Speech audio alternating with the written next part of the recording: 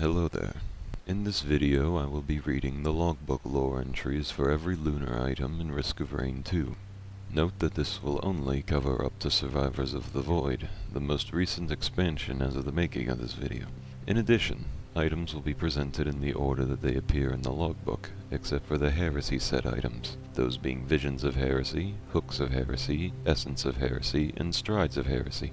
These items will be read back to back at the end, as they form one larger lore entry, and they will be read in the supposed chapter order they are listed in the fictional book, The Evisceration of Kurskon the Heretic. Without further ado, let us begin.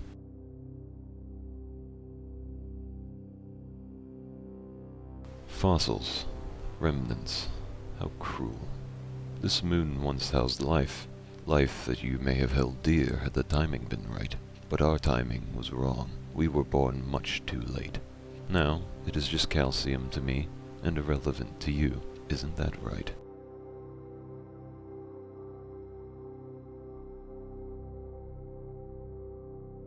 Gravity concentrating, falling inward, condensing, hardening. A singularity shrinks to the point your mind inverts, reversing reality. Now return. Don't the matters of the physical world seem trivial now? Your tasks in this realm are simple and hastened, all in an attempt to get reversed. How many times can you make this trip before you are claimed by its process? Do not let it take you. Take it instead, here.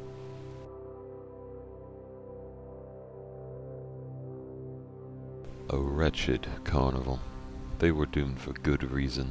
Doomed people of Ophelia, lost in fanatic worship of parasitic influences. Lemurians destined to a dead planet picked clean. Chitin beasts, automations of death. Why do you bring them home? They were not meant to survive. I have watched you for ages from my dead rock, and every century you disgust me with vanity. You invite vermin into your home. Wretches, rats, monsters, creatures without restraint, each and every one planet killers. And yet you entertain them as guests, like children requiring saving and protection. She should have died for me. Her gift was wasted on you. And when will we open discussion, dear brother, of all your thin lies? Why do you forbid your guests to leave, to pilot? Why do you fashion great walls and gates? Why do you weave constructs of destruction if your role is protection? They are entries in your collection, you slaver, gatekeeper, hoarder. Your death is fated. When you die, and you will die, I will be ready. I have been patient for millennia. That planet is mine.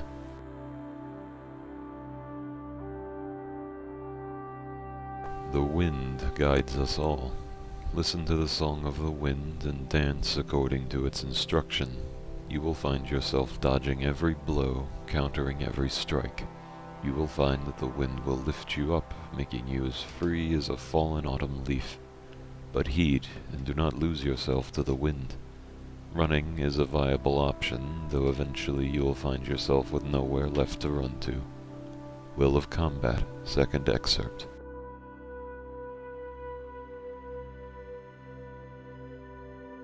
Much like the earth, you must be sturdy and inflexible, completely and utterly immovable in both body and mind. Fear not the sword of your enemy. Visualize it shattering against your skin. Focus and make it true.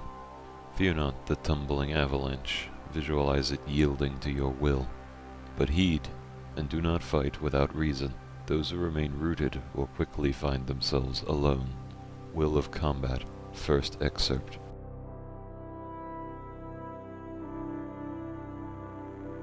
It looks like starseed tanning in dirt. It smells like hot stone and tall grass. It tastes like spiced fruit, sweet and hot.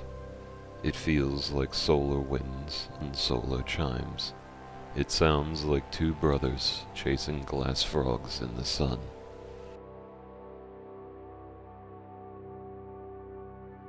Pairings. Unstructured glass from the heart of the moon, sung out in ethereal wisps over the course of 3 cycles. Pause.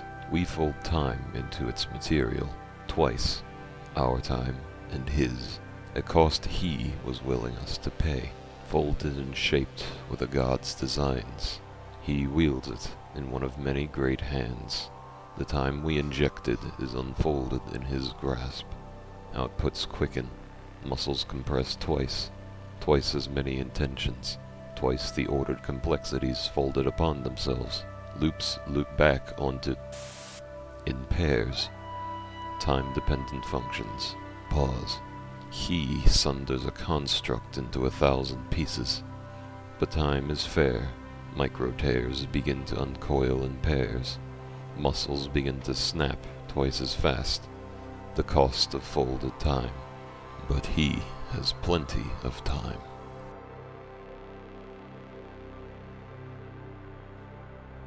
I know you can hear me.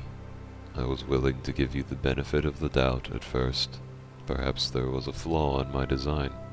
Perhaps it was one of your games. I was even willing to forgive you. But no, I see the truth now. You trapped me on this forsaken rock, and for what?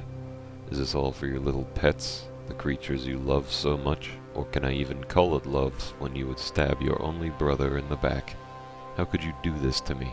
I, the only one who looked out for you after her death. I, the one who showed you how to create. I, who helped to create the very power you used to invite vermin and pests to our home. I, your only brother. How could you love those imperfect, flawed vermin, but not me, after all I've done for you? How could you do this to me? Say something.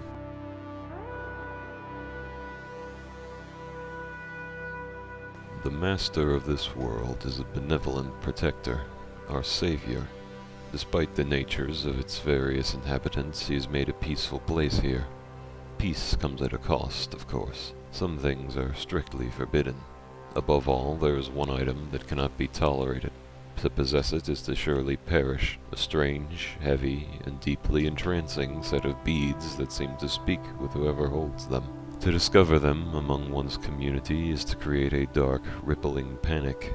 It is not long after they are found that Providence, the mighty protector, appears in a thunderous instant to pursue their owner, and solemnly take a life he swore to defend. It is no physical property of the beads themselves which provoke such a drastic response, but instead what they represent. They are a symbol, and to carry them is a dark promise to undo the world, to cast to oblivion all people who find their final place here, all in exchange for a doomed return to ruinous way. The elusive, sinister intelligence with whom these beads represent a pact seems known only to the bearer, and to Providence himself. One thing, however, is known to anyone who has borne witness to these beads: a cruel, cackling laughter that erupts as blood and coins of favor are spilled, abruptly silenced as the beads are destroyed. Where they come from isn't known, but should you encounter these beads, you must leave them far, far behind. Never look back.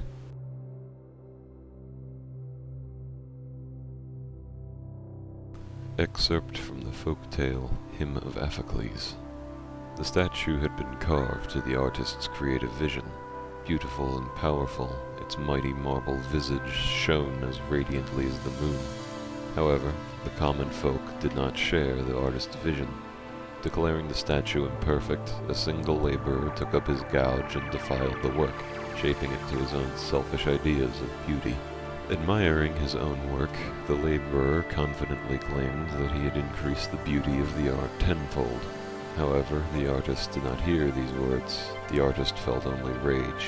Rage at the laborer who had defiled his masterpiece, and rage at the common folk who lauded the laborer as a hero. And just as the laborer did not recognize the beauty of the untouched statue, so too did the laborer fail to recognize the shards of marble constricting around his leg.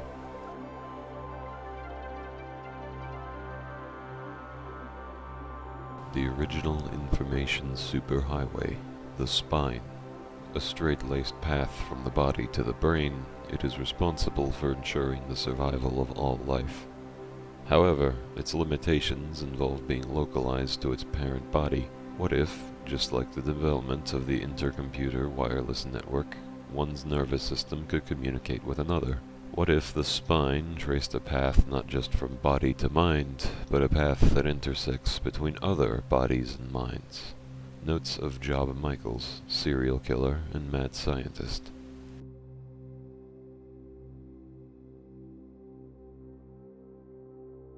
A eulogy for the victors of spiritual warfare. This is a message from me to you.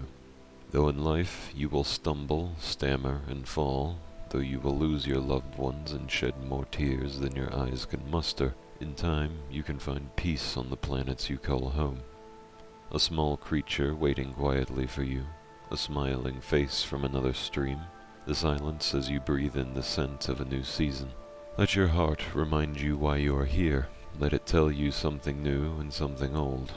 A mind remembers, but a heart knows. I love me so that I can love you too.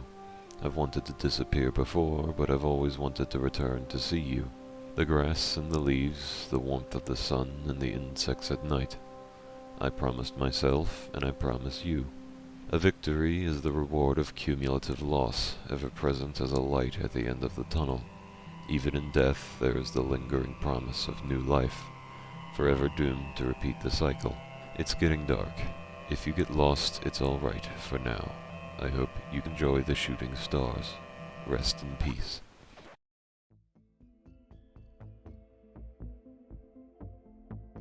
The body is received and placed in a special containment unit. Proper care must be taken to ensure most efficient growth conditions. The seeds are planted in the body. One day passes. Flesh softens and stretches. Youth returns to the face. Bones harden. Another day passes. Dead skin falls away from the body and muscles gain strength. Hair resumes its original luster. Another day passes. The flowers have fully bloomed and the body is as good as new. No signs of life, but not necessary.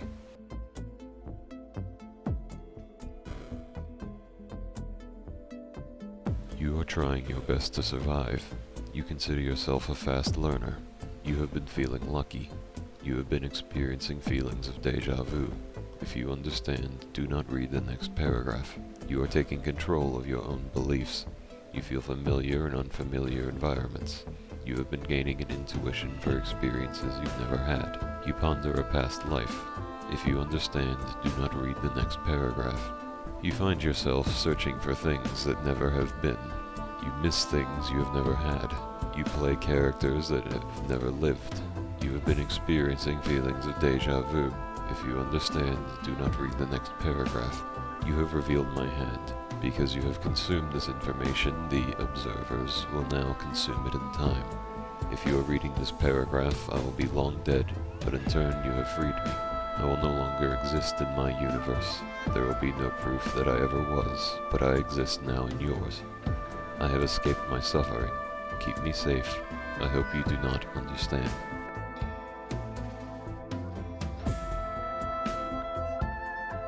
Grix ignites. We measure the time. 2 ordered. Composition is settling. I scrape the mixture from the bottom. Uju ignites. We measure the time. Too smooth. Ratio can be greater. I flatten the mixture. Black ichor of Uju begins to pool around my feet. Briscoe ignites. I measure the time. I increase the ratio of tetrafoil. I saturate the mixture. Ichor floods the chamber. Ash flutters in the air before settling on the floor. I ignite. He measures my time. Perfect.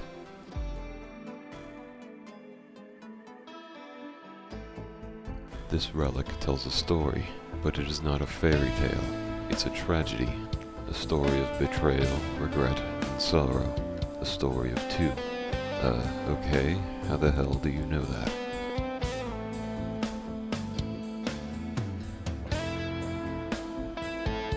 What a peculiar piece of the stars that serendipity has brought us. I'm sure you can make more. The ratios are simple. It should be quite fun.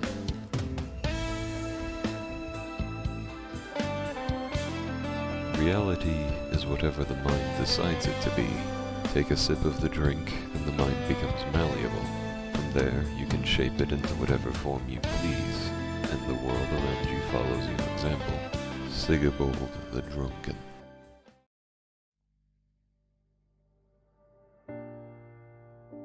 For her betrayal, and her lies, and her scheming ways, the heretic was violently separated into 4 distinctive pieces, each to be scattered across the farthest depths of the moon. First, her many eyes were plucked from her skull and sealed in boiling glass, forced to gaze upon her failure. Her arms were warped into terrible blades, so she may no longer find joy in study or tooling. Her legs were scattered to the 2 poles of the moon, twisted in a wicked position in a field of obsidian thorns. And her heart, too wicked and full of hate, was left where she once stood at the site of her betrayal. The evisceration of Kurskan the Heretic, 3-6. This concludes all of the current Lunar items as of Survivors of the Void. Thank you for giving this video a chance. I would like to eventually do every item in the game, but I figured starting with some of the oddest lore entries might be a good way to get started. This video was made possible by viewers like you. Thank you.